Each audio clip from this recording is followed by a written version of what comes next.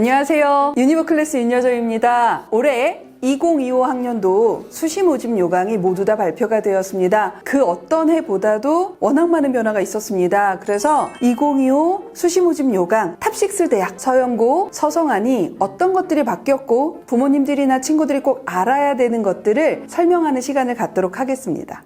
첫 번째, 한양대부터 한번 살펴보도록 하겠습니다. 한양대는 기본적으로 어떤 대학들보다도 모집 요강이 정말 심플했었던 학교입니다. 기본적으로 교과는 그대로 있습니다. 요게 추천형이라고 보시면 되고요. 종합이 추천형이 있고요. 서류형이 있고요. 면접형이 있다. 이렇게 보시면 됩니다. 논술 그대로 하나로 이렇게 들어옵니다. 큰 틀로 3개지만 5개로 쪼개지는 변화의 양상이 있었다. 이렇게 바라보시면 됩니다. 추천형은 크게 3가지의 변화를 꼭 기억하셔야 됩니다. 첫 번째 변화는 수능 최저가 신설이 됐어요. 문과, 이과, 삼합 7회 수능 최저가 신설이 됐죠. 한 번도 수능 최저가 있었던 적이 없었던 학교이기 때문에 입결에 미치는 영향이 꽤 클 거라고 생각을 합니다. 서울대 지역 균형이 떨어졌거나 고대 지역 균형이 떨어진 이유가 수능 최저를 못 맞췄다라고 하면 다 한양대에 가 있었던 패턴이었습니다. 근데 이제 올해 삼합 7회 수능 최저가 신설이 되면서 당연히 입결이 하락할 수밖에 없는 요인으로 작용을 한다라고 보시면 되고요. 두 번째 변화는 정성평가 10%가 들어갑니다. 출결, 교과학습 발달 상황, 내신하고 세특이 반영이 된다. 이렇게 보시면 되는 거예요. 추천형의 세 번째 변화는 이과 경우 기존에 수학하고 과학에 있어서 필수 이수 조건이 있었습니다. 올해부터 폐지가 됩니다. 종합전형의 추천형은 기본적으로 신설 전형입니다. 고3 재적의 11%를 추천받습니다. 그러니까 이거는 고3 학생으로 한정이 되고 있고요. 11%의 추천을 받아야만 한다라는 종합전형 치고는 매우 특이한 전형을 가지고 있다. 이렇게 보시면 될 것 같고요. 동일하게 삼합 7회 수능 최저가 있죠. 그러면 교과 추천형하고 종합 추천형의 차이점이 뭘까요? 정성평가 10%의 모든 학생부의 평가 대상이 있다라는 것. 추천형을 쓰기에는 다소 내신이 부족하지만 어느 정도 생기부를 확보하고 있고 수능 최저를 확보할 수 있다면 쓸 수 있는 전형 정도로 보시면 됩니다. 교과형 종합전형이라고 보셔도 무방하지 않을까라고 생각을 합니다. 교과 추천형과 종합 추천형이 생기면 아무래도 내신의 영향력이 조금 더 확대될 수밖에 없습니다. 일반고가 다소 유리할 수밖에 없는 전형들이라고 보시면 되는데요. 원래 한양대의 2024 학년도 모집 요강을 보면 교과형으로 선발했었던 게 338명이었습니다. 그런데 올해 2025 때 보면 교과 추천형이 333명, 종합 추천형이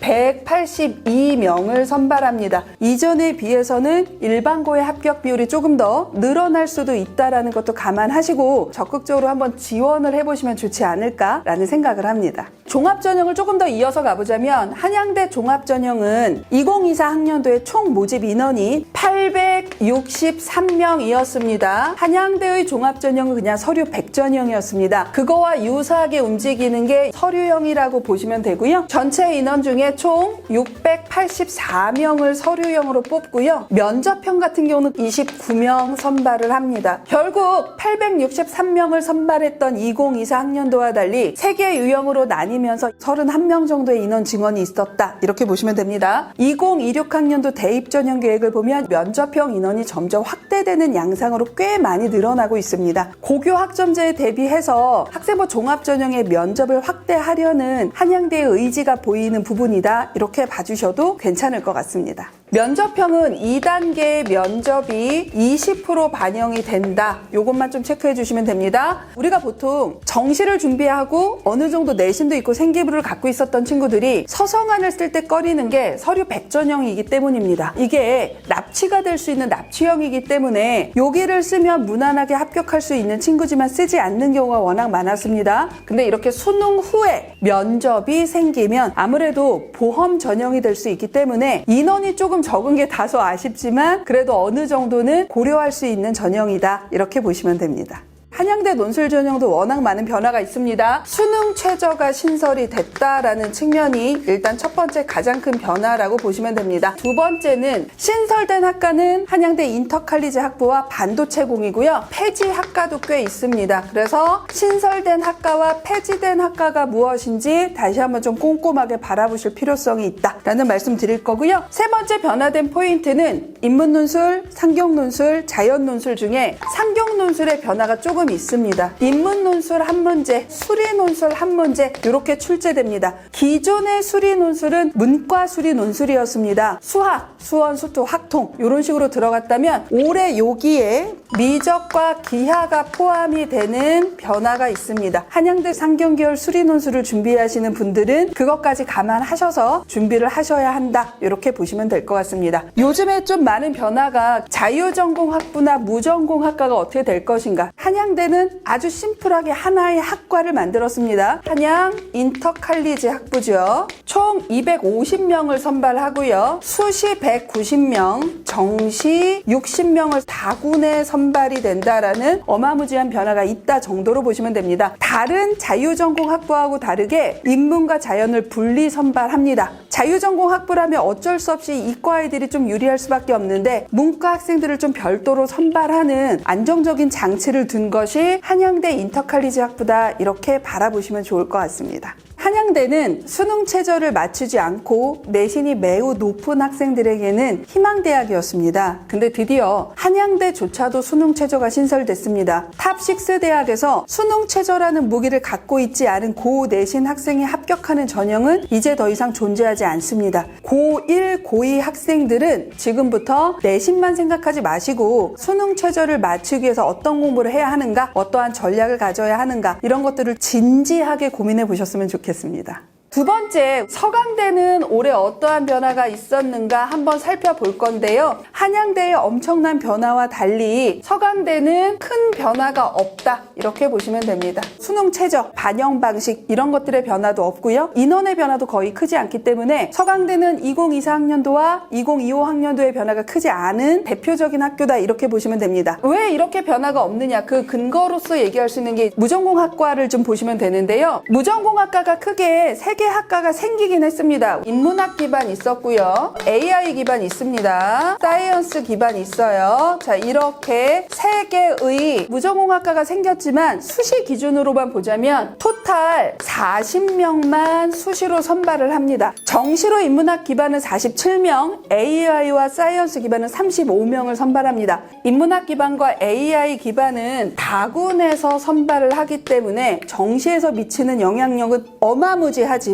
수시에서는 미치는 영향이 그렇게까지 크지는 않다. 이렇게만 생각해 주시면 될 것 같습니다. 세 번째 대학 들어갑니다. 성균관대를 보시면 될 것 같습니다. 첫 번째로는 전형 명칭이 변화됐습니다. 기존의 성균관대 학생부 종합전형은 계열 모집, 학과 모집이 있었고요. 과학 인재가 있었습니다. 올해부터 이름이 바뀝니다. 계열 모집은 융합형, 학과 모집은 탐구형, 이것은 그대로 과학 인재 이렇게 이름이 바뀌었습니다. 두 번째 기억해야 되는 거죠. 양자 정보공이 신설이 됐습니다. 총 수시에서 18명을 선발하는데요. 탐구형으로 13명, 과학인재로 5명을 선발합니다. 융합형으로 선발하지 않고요. 탐구형과 과학인재로만 선발한다. 전공적 합성, 진로 역량을 좀 많이 볼 가능성이 있다. 이렇게 보시면 되고요. 두 번째, 자유전공학부가 신설이 됐습니다. 수시와 정시 모두 다 합쳐서 280명을 모집을 하고요. 수시로 들어온 인원이 170명이다. 이렇게 보시면 됩니다. 양자 정보공은 인원 자체가 증원된 거고요. 자유전공학부는 기존의 인원에서 빼서 이 학과를 만들었다라는 차이점이 있습니다. 자유전공학부 수시 170명은 탐구형으로 114명을 선발하고요. 교과로 20명을 선발하고요. 논술로 30명을 선발하고 그 다음에 나머지 기타 전형으로 선발을 하는 구조를 가지고 있습니다. 자, 우리 올해 성균관대 계열 모집인 융합형과 학과 모집인 탐구형을 보면 융합형의 인원이 100명이 감소되어 있습니다. 탐구형이 100명 이상 매우 많이 늘었습니다. 이거는 자유전공학부 학부와 관련됐다 이렇게 보시면 돼요. 수시 170명의 인원 구성에서 공학계열에서만 73명을 빼와서 자유전공학부에 넣는 현상이 있었거든요. 그래서 공학계열에서의 감소폭이 가장 크고요. 경영에서 22명이 감소가 되고 자유전공학부로 들어왔습니다. 자유전공학부의 수시 170명은 대부분 2024학년도 기준으로 계열 모집에서 아주 많은 인원이 뽑아져 온 거고요. 탐구형, 학과 모집으로 뽑는다. 이렇게 되는 구조를 갖고 있어요. 아무래도 계열 모집의 인원이 많이 줄어들고 이거를 어느 정도 진로 역량을 강하게 보는 학과 모집으로 들어갔다면 다소 일반고에게 불리할 수밖에 없는 구조를 조금 취하고 있다. 이렇게 생각하시고 보시면 좋을 것 같습니다. 세 번째, 성균관대에서의 변화는 수능 최저에서 수학이나 탐구, 지정의 완전 폐지가 이루어졌다. 이렇게 보시면 돼요. 인문계를 할 때는 사탐 한 과목을 필수로 응시를 해야 하고요. 자연계를 지원할 때는 과탐 하나를 필수로 응시했어야 합니다. 자연계로 수능 최저를 맞출 때 제2외국어나 한문도 맞출 수 있습니다. 성균관대에서 또 나타나는 저는 가장 중요한 변화 중에 하나라고 보는데요. 수능 이후 면접이 강화됐다라는 겁니다. 2024학년도의 성균관대를 보면 학과 모집의 일부 학과, 과학인재 모두 다 수능 이전에 면접을 받습니다. 그런데 올해는 핵심 학과가 수능 이후로 면접이 바뀌었습니다. 이게 미치는 영향은 꽤 클 수밖에 없습니다. 이렇게 수능 후에 면접을 보게 되면 과학인재는 입결의 변화가 클 것이고요. 자유전공도 질적으로 우수한 학교들의 아이들이 꽤 몰려올 가능성이 있다는 것을 염두에 두셔야 될 것 같습니다.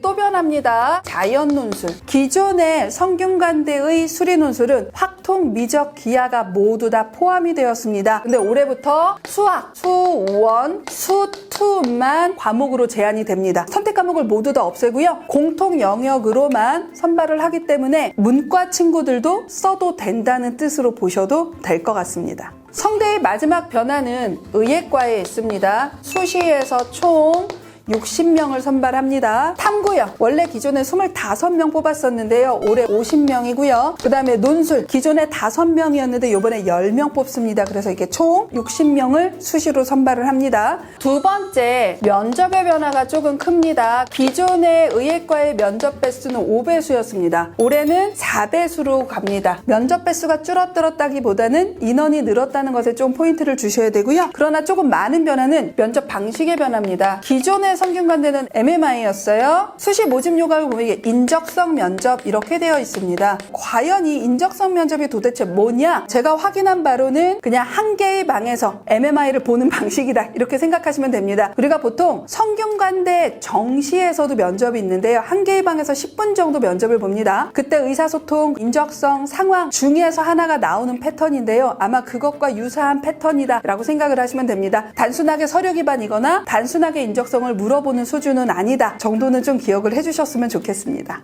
세 번째 의예과의 면접은요. 수능 최저의 변경이 있습니다. 논술에서 기존에는 국수형 탐탐 5개 영역 중에 3개 등급합이 4였으면 됐습니다. 올해부터는 국수형 탐2 한 과목에서 2과목의 평균으로 3합 4를 맞추는 방식으로 수능 최저의 변화가 있었다. 이렇게 바라보시면 될 것 같습니다. 고려대의 변화는 어떤 것이 있는지 한번 살펴보도록 하겠습니다. 고려대 하면 다들 알고 계실 겁니다. 논술 전형이 신설이 되었다. 논술 전형 인원이 늘어난 만큼 다른 전형에서는 일정 부분 인원의 감소가 있다는 것도 바라보셔야 됩니다. 교과 전형, 학교 추천 전형에서는 27명의 인원의 감소가 있었고요. 학업 우수형에서는 150명의 인원 감소가 있었습니다. 계열적 합형에서는 105명의 인원 감소가 있었습니다. 이거 못지않게 중요한 변화가 원래 학업 우수형은 매우 높은 4.8의 수능 최저를 가지고 있었고요. 작년 기준으로 1단계 5배수를 선발하고 2단계에서 면접을 봤었던 전형입니다. 올해는 학업 우수형의 면접이 폐지가 되면서 서류 100전형으로 바뀌었다. 보통 학군지에 있는 학교들이 정시 파이터들이 많은데 내가 등급이 대략적으로 2점대 중반 안에 있으면 고대 학업 우수형을 보험으로 쓰는 패턴이 조금 일반적인 패턴이었습니다. 근데 그런 친구들이 면접이 폐지가 됐기 때문에 어떠한 선택을 할 것인가 고민을 할 수밖에 없다라고 바라보시면 될 것 같습니다. 고려대 같은 경우는 올해 원래 기존에 있었던 자유전공 학부에 공과대학하고 학부 학부대학을 신설을 했습니다. 수시로 들어온 인원은 공과대학 33명만 학업 우수형으로 선발을 한다 정도의 변화만 있습니다.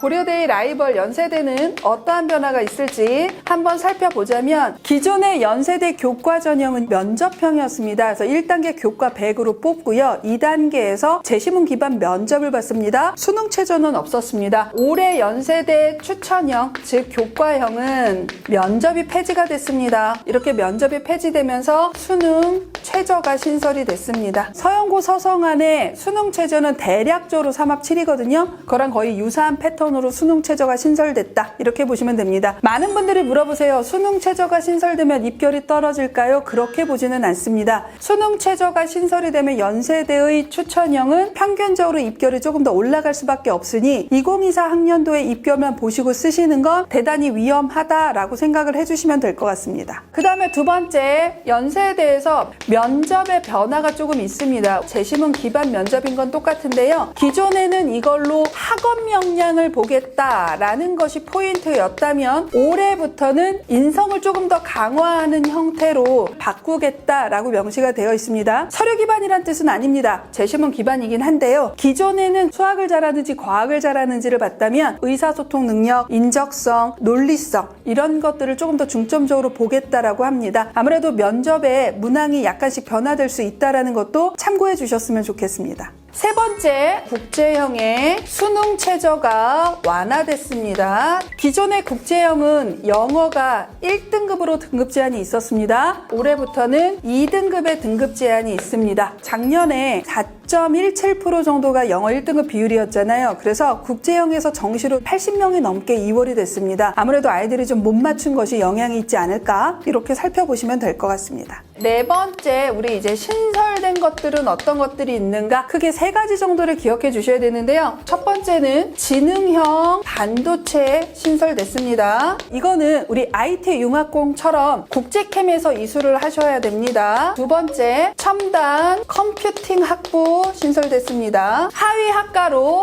컴, 인공지능 시스템 이렇게 나뉘어졌다. 세 번째, 무전공학과 내지는 광역 모집 정시에서 선발한다. 이렇게 봐두시면 됩니다. 기본적으로 고려대 같은 경우는 연세대와 더불어 가군에 선발합니다. 이 두 개 대학 중에 학부대학은 올해 최초로 다군에서 선발합니다. 아마 정시에서의 변화는 클 수 있다. 이렇게 생각해 주시면 될 것 같습니다. 마지막인 서울대는 기본적으로 큰 변화가 없다. 이렇게 보시면 됩니다. 수시의 관점에서 서울대의 변화 딱 하나밖에 없습니다. 스마트 시스템 과학과가 신설이 됐습니다. 총 25명이 신설이 됐는데요. 그 중에서 수시로는 15명을 선발한다. 신설되는 학과 없지는 않습니다. 학부대학 또는 공과대학 광역 있는데요. 정시로만 선발을 합니다. 수시의 관점에서는 크게 의미가 없다. 그렇기 때문에 서울대는 이거 외에는 바뀐 것이 없습니다. 올해는 의대 인원이 1,500명 가량 증가도 했고요. 꽤 많이 바뀐 대학들도 있습니다. 당연히 입시 결과가 참고 자료로선 가장 유의미하겠지만 2024 학년도나 2023 학년도처럼 그거에 근거하여 쓰는 것은 아무래도 여러 가지 측면에서 조금 어려움이 있지 않을까라고 생각을 합니다. 여러 가지 변화가 있다라고 하더라도 건동홍수부터는 큰 변화가 없을 수는 있겠지만 중경외시까지는 매우 크게 영향을 받을 수밖에 없다라는 것을 좀 기억하시고 입시 결과를 조금 더 비판적으로 바라보실 필요가 있다는 것을 꼭 기억해 주셨으면 좋겠습니다. 탑6 대학의 가장 큰 변화들이 무엇인가를 중요한 포인트로만 좀 잡아봤습니다. 미리 예고한 대로 7월 6일 수시 설명회를 합니다. 다양한 변수 고려해서 많은 준비를 하고 만나뵐 테니까요. 자세한 내용은 밑에 있는 더보기란을 확인해 주시면 좋을 것 같고요. 좋아요와 구독 눌러주시고요. 다음에 더 좋은 영상으로 찾아뵙도록 하겠습니다. 감사합니다.